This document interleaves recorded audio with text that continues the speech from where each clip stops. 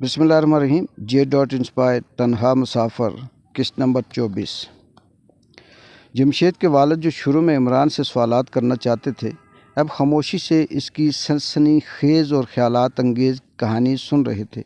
वो इतने महव हो गए कि इन्हें बीच में बोलने का मौका ही ना मिला। फिर इमरान ने कुछ तवक्कुफ़ के बाद कहा, अंकल, एक चीज़ मैंने जंगल में महसूस की।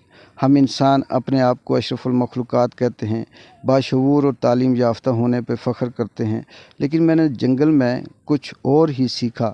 वहाँ जानवर अपने उसूलों के मुताबिक एक मुनज़्ज़म ज़िंदगी गुजार रहे थे। इनके कबीले थे, इनके अपने दायरे थे और कोई किसी का रास्ता नहीं रोकता था। ना कोई किसी पर जुल्म करता, ना कोई किसी की ज़मीन पर कब्ज़ा करता, ना कोई झूठे मुकदमे दायर करता। वहाँ ताकतवर भी अपने दायरे में रहते और कमज़ोर भी महफूज रहते। इमरान कुछ लम्हे रुका, फिर मानी खेज़ अंदाज में बोला, हमने सुना था कि जिसकी लाठी उसकी भैंस। ये जंगल का कानून है, लेकिन अंकल, मैं ये नहीं मानता। जंगल में कानून था, उसूल थे, ज़िंदगी का एक तवाज़ुन था।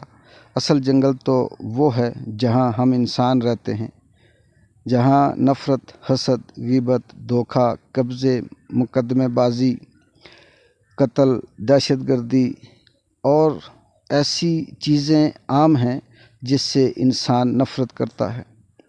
जमशेद के वालिद ने गहरी सांस ली और आसमान की तरफ देखा। फिर आस्ता से कहा, बेटा, वाकई तुमने एक नई दुनिया देखी है। अल्लाह का शुक्र अदा करो कि तुम दरिंदों से महफूज रहे। तुम्हारी हिम्मत और सब्र ने तुम्हें यहाँ तक पहुँचाया। अब तुम बेफ़िक्र होकर यहाँ रह सकते हो और जब तक चाहो।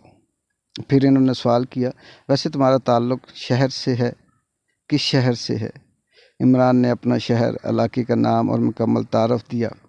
जमशेद के वालिद ने यह सुनकर हैरानी से कहा, ओह, की आवाज़ निकाली और बोले, वो शहर यहाँ से काफ़ी दूर है, कम से कम मुसलसल 36 घंटे का सफ़र है। लेकिन फ़िक्र न करो, हम सब मिलकर तुम्हें वहाँ पहुँचाने का बंदोबस्त करेंगे।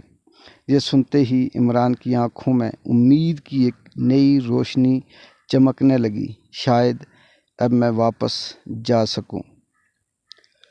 तन्हा मुसाफिर और इसकी आखिरी किस्त इंशाअल्लाह इंतज़ार कीजिएगा।